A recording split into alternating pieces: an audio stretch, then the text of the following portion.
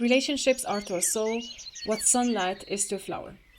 They make us grow, blossom, and bring fruit. But sometimes it can get so difficult to open up in our relationships and let all that goodness come in. Why is that? And what can we do about it? So today's topic was actually inspired again by one of your questions. Your original question, translated into English, would be something like this. How can I open up about some of the things that I'm going through in my life with the people who are important in my life? How to let them know that I'm going through difficult times so that they know how to act around me. I was really excited to prepare something about this as soon as I got it, which is a longer time ago now. And then as I was preparing for it, I realized, oh my God, this goes right into this topic of vulnerability and shame and true intimacy and relationships. And I was like, oh man, I have been working on this so much in my own life and in my professional life as well. And so I realized this is going to be a two-part video. First part, I will be just talking a little bit about what is vulnerability, why is it so important, what does shame have to do with relationships, and how do we find our way back to truly being in a vulnerable, intimate relationships. And the reason why I'm doing this, responding to this question, is because I think you cannot try and answer the question, how do I communicate myself, my whole self, how do I let people know what's inside of me, without going through really understanding what does actually that mean for a relationship.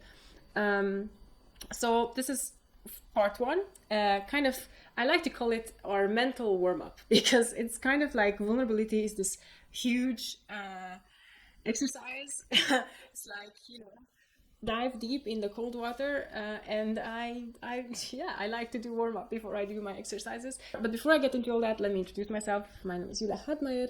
I am theologian, psychologist, I am also a wife and a daughter and a sister and all that kind of things. And on A Voice Calling Out, I like to create mental health content that is evidence-based and that is spiritually, biblically inspired. This is where I get my sources. I love to read research and I love to share research and I love to read the Bible and share the Bible. That's sometimes something that people think it's a weird combination, but here you have it. So if you want quality information about mental health and topics surrounding mental health, make sure you subscribe to my channel and hit that bell icon so that YouTube will know that every time I'm uploading a new video, you're interested to have a notification about it. But A Voice Calling Out is actually more than just a place where I create content.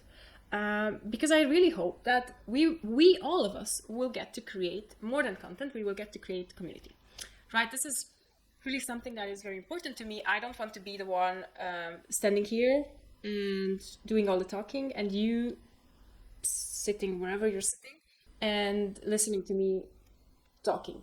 I would like all of us to use our voice. I would like A Voice Calling Out to be a voice for everyone. I think that we can inspire each other. You definitely do inspire me. I have to tell you, every time that we start connecting on Instagram or here in the comments, I just get so excited by all the things that you're telling me, your stories. So keep them going, keep them coming. We are growing. We are a very small community at the moment, but I'm really happy about where we are and where we're going. And we're growing towards 100 subscribers. And I want to celebrate that because that is something to celebrate. And the way I want to celebrate it is by asking you to send me theology or psychology or mental health information that you think might be myths, but you're not sure. And you would like someone who has studied these kind of things to kind of do a little debunking. I really love to do those kind of things. I do it in my personal life all the time. And I think it would be a really great way to celebrate 100 subscribers on Voice Calling Out. So send me those questions.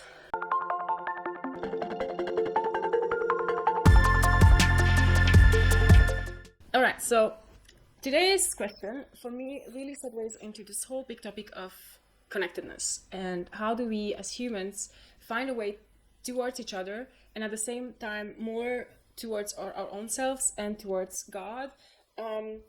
And what are the necessities for a relationship like that to function, and basically what are the prerequisites for us to be able to communicate our whole selves to each other. So there's a lot of research about this involving the role of shame and vulnerability. You might have heard of that. Brené Brown is the name that comes to everybody's minds when we talk about shame and vulnerability, but there are others as well. So for this video, I will try to do my best and resume decades of research and basically centuries of spiritual wisdom.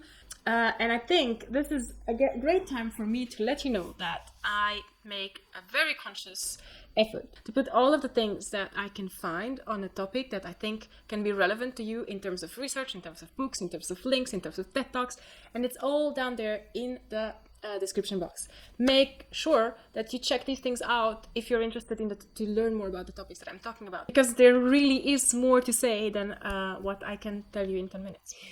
Basically, connecting, and by that I mean forming true, intimate, deep, and meaningful relationships, is a core basic human need. Is really something very, very special to us humans, and we can see that all across the board of the human experiences. Like, the whole spirituality is about connection with someone other than you, someone who transcends you, God, or whatever is called in different spiritual traditions. Mental health professionals see that the whole quality of our relationships have a huge impact on our well-being. Like, even medical professionals see this. It's a huge thing. But one of the greatest obstacles in human connections, in forming these true intimate relationships, is this complex feeling, this complex emotional reaction called shame. Well, now we can define shame in a lot of different ways, and I really love the book that I linked to you in the description box, which makes a difference between healthy and toxic shame. I think that's really important. But for me, the most important way I can define shame is by kind of linking it to how it feels in your body. And to me, shame is this feeling that is lurking somewhere around your stomach, and that it has a voice. And when it would speak, it would say something to the effect of, you're not good enough, you're not pretty enough, you're not intelligent enough, you're not, I don't know, all enough.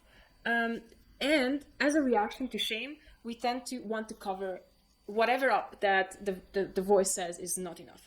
Like, you're not pretty enough, hello, there's makeup. So you can recognize shame in your life by looking to the places that you tend to cover up and not share of yourself in your relationships. And here's when it really kind of starts to make sense that shame is such a huge obstacle in us forming real, true, intimate relationships.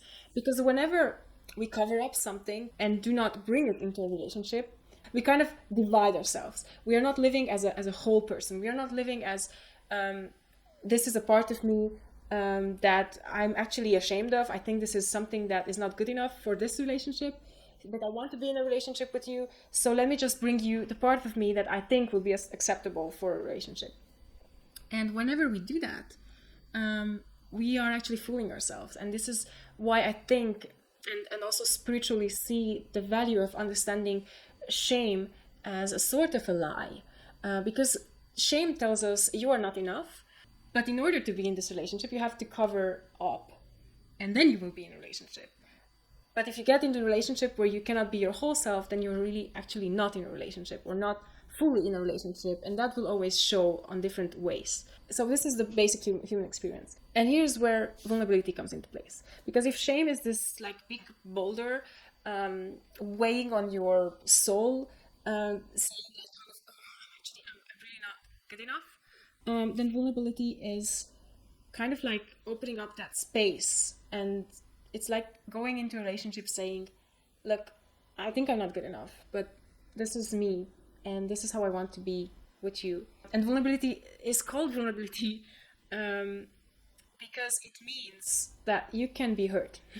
So vulnerability is something that is a very, very uncomfortable thing to do, and at the same time, the only way to really be in a relationship. So vulnerability is saying, I'm not enough, but you know what? I want to be with you. And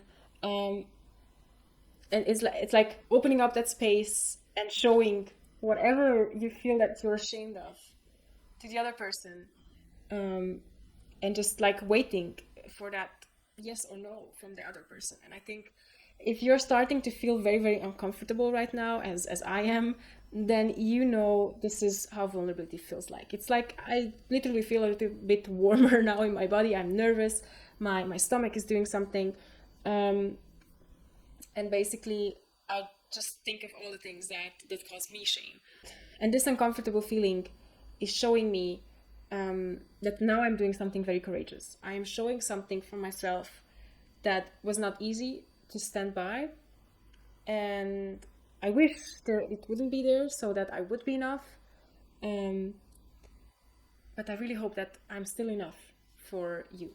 You know, that's what we are doing when we are choosing to love vulnerability.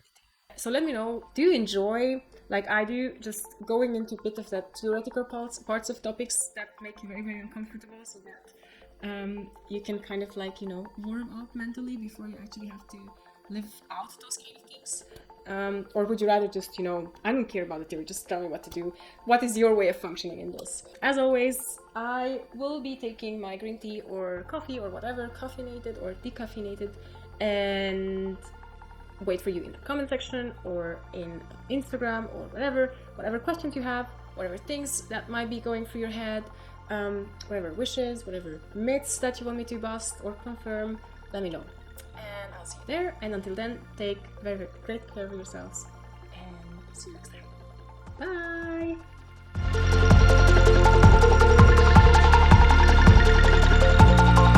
One, two, three! But before I get into all that, let me introduce myself. My name is Julia Harmayan.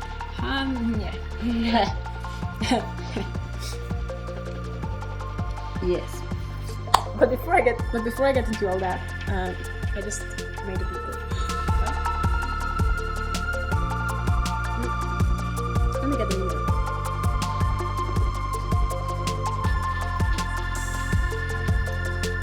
So if you're interested to have quality mental health and inner growth and personal development information, make sure you subscribe to my channel and hit that little bell button icon. And hit that little bell icon that I don't know what it is for.